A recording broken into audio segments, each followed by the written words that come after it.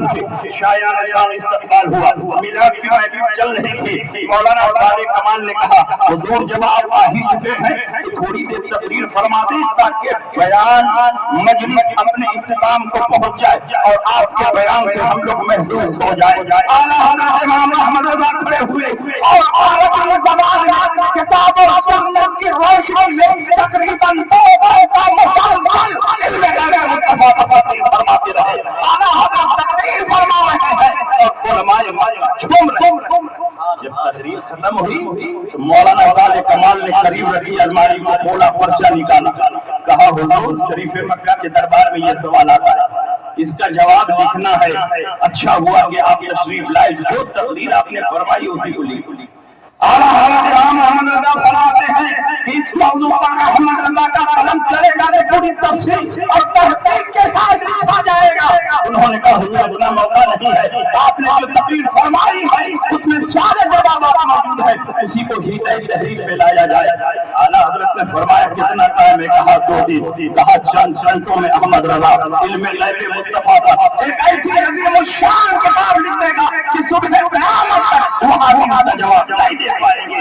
اعلیٰ حضرت امام احمد رضا وہ پرچہ لے کر اپنے قیامگاہ پر آئے اور اعلیٰ حضرت ہم لوگوں کی طرف کوئی بھجیا مولوی نہیں تھے، بلکہ اپنے گاؤں کے مرجع علماء تھے، مرجع فتویٰ تھے، مرجع دعویٰ تھے۔ ہر وقت علماء کو گھیرے تھے، کوئی حدیث کی اجازت، کوئی فقہ کی اجازت، کوئی دعا تعبیر، کوئی مسائل پوچھ رہا ہے، کب اعلیٰ حضرت کو فرصت ملے کہ آپ کتاب لکھیں۔ اور اسی میں اعلیٰ حضرت کو بخار آ گیا، اسی شدت بخار میں اعلیٰ حضرت نے قلم اٹھایا، اللہ کی رحمت اور رسول اللہ کے دربار پر بھروسہ کر کے اعلیٰ حضرت نے علم غیب مصطفیٰ کا قلم اٹھایا ہے تو مجموعی طور پر 4-8 گھنٹے میں دعوت المعلیہ غیبیہ کے نام سے اعلیٰ حضرت نے ایک ایسی شاہکار کتاب تصنیف فرما دی کہ جب یہ کتاب شریف مکہ کے دربار میں پڑھی جا رہی تھی تو شریف مکہ نے برجستہ سنیوں کے حق میں ڈگری دیتے ہوئے ارشاد فرمایا اللہ وہؤلاء یمنعون، اللہ اپنے حبیب کو غیب کا علم عطا فرماتا ہے اور یہ وہابیوں کا انکار کرتا ہے۔ نعرہ تکبیر، یہ امام احمد رضا کی شان ہے۔ اور جب اعلیٰ حضرت دولت المکیہ کی دولت لے کر بمبئی آئی، پانی کے جہاز سے گئے تھے، پانی کے جہاز سے آئے اور مفتی برہان الحق صاحب جبل پوری اعلیٰ حضرت کا استقبال کرنے اپنے والد مفتی عبدالسلام عیسوی اسلام کے ساتھ بمبئی ہوئی۔ کورونا کسائی واڑہ میں اعلیٰ حضرت کا قیام تھا۔ چند دن اعلیٰ حضرت کے ساتھ رہے اور ایک دن اعلیٰ حضرت نے اپنی باطنی کشش کی بنیاد پر فرمایا کہ برہان میاں تیار ہو جاؤ، باندرا چلنا ہے، اور باندرا کے مجذوب صاحب سے ملاقات کرنا۔ باندرا کے ساحل پر ایک خانقاہ تھا، اس میں ایک مجذوب تھے اور ولی کو پہچانتا ہے۔ اعلیٰ حضرت جس شہر میں جاتے ولی کو خوشبو بتا دیتی کہ یہاں ولی آرام فرما ہے یا فلاں خانقاہ میں ولی موجود ہے۔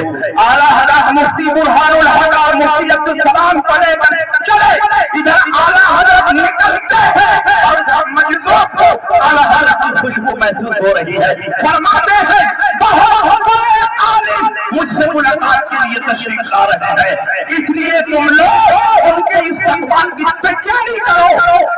نعرہ تکبیر، نعرہ رسالت، کرسی حضور صدر الشریعہ، آمد سرکار غیاث ملت، فیضان سرکاران کالبی شریف، نعرہ تکبیر، نعرہ رسالت، مسلک اعلیٰ حضرت، نعرہ تکبیر، نعرہ رسالت، حضور غیاث ملت، نعرہ تکبیر۔ آپ حضرات تشریف رکھیں۔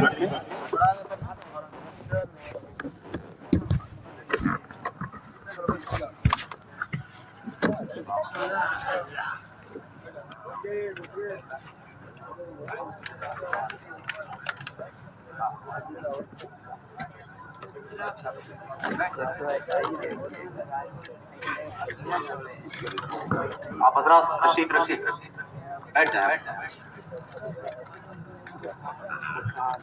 آپ حضرات تشریف رکھیں۔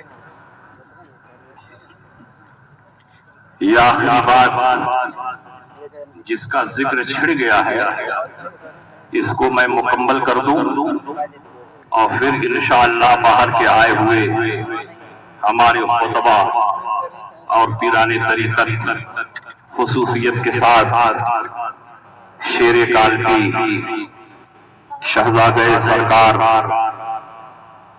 فضل الرحمت اللہ کالپی اور اولاد رسول فرزند بطول حضرت علامہ سید غیاث الدین صاحب قبلہ دامت فیضہم، آپ ان کا ورانہ انگیز اور بصیرت افروز خطاب عن قریب سماعت۔ حضرت علامہ مفتی اختر حسین علیوی وہ بھی تشریف فرما ہے اور انشاءاللہ آپ ان کا بھی خطاب نایاب سنیں گے اور انشاءاللہ حضور گلزار ملت کے نورانی کلمات سے بھی آپ محظوظ ہوں گے اور اخیر میں حضور محدث کبیر اپنی دعائیہ کلمات سے ضرور آپ کو مستفیض اور مستنیر فرمائیں گے۔ تو میں عرض یہ کر رہا تھا، جب اعلیٰ حضرت امام محمد رضا مفتی برہان الحق اور مفتی عبدالسلام کو لے کر فاضلہ کے لیے چلے تو مجذوب صاحب نے کہا بہت بڑے عالم مجھ سے ملنے کے لیے آ رہے ہیں، اس لیے ان کا استقبال کیا جائے، ان کے لیے چائے کافی قہوے کا انتظام کیا جائے۔ جیسے جیسے اعلیٰ حضرت قریب ہوتے گئے مجذوب صاحب کو اعلیٰ حضرت کی خوشبو بھی قریب سے قریب تر محسوس ہوتی رہی۔ جب اعلیٰ حضرت بالکل خانقاہ کے قریب پہنچ گئے مجذوب صاحب نے کہا لگتا ہے بہت قریب آ چکے ہیں، چلو باہر نکل کر ان کا استقبال کرتے ہیں۔ مفتی برہان الحق نے اکرام امام احمد رضا میں یہ تفصیل ذکر کی ہے اور اکرام امام احمد رضا وہ کتاب ہے جو اعلیٰ حضرت کے حج و زیارت کے واقعات اور احوال پر مشتمل ہے۔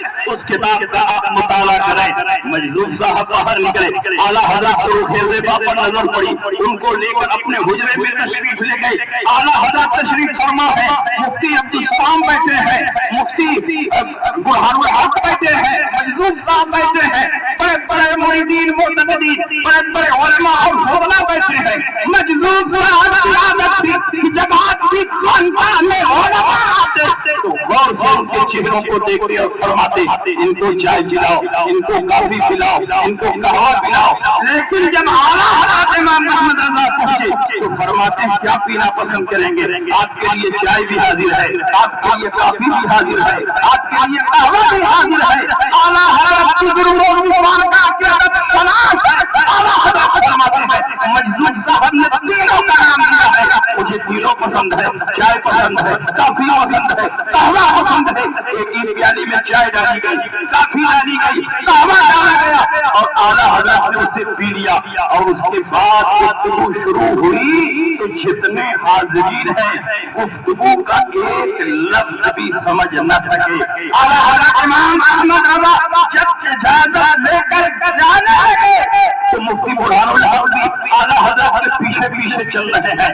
آپ کے والد صاحب نے اشارہ کیا کہ جاؤ مجذوب صاحب سے اپنے لیے بھی کچھ دعا کرا لو، تو اعلیٰ حضرت کے پیچھے پیچھے چل رہے تھے۔ والد صاحب کا اشارہ ملا تو بھاگ کر مجذوب صاحب کے حجرے میں آئے اور کہا حضور میرے لیے بھی دعا فرما دے۔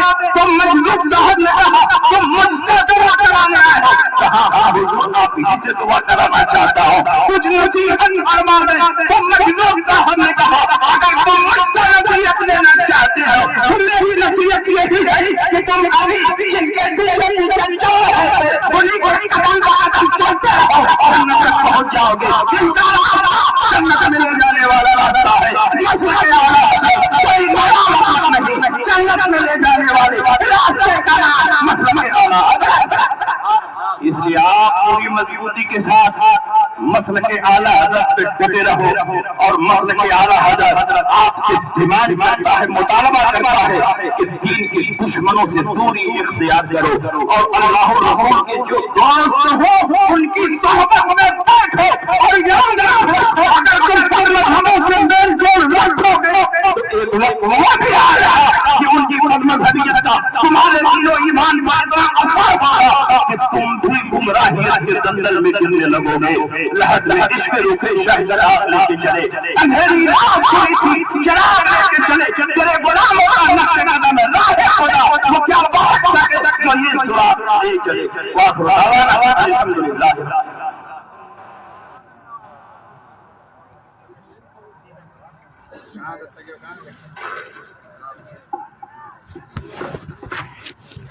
سبحان اللہ سبحان اللہ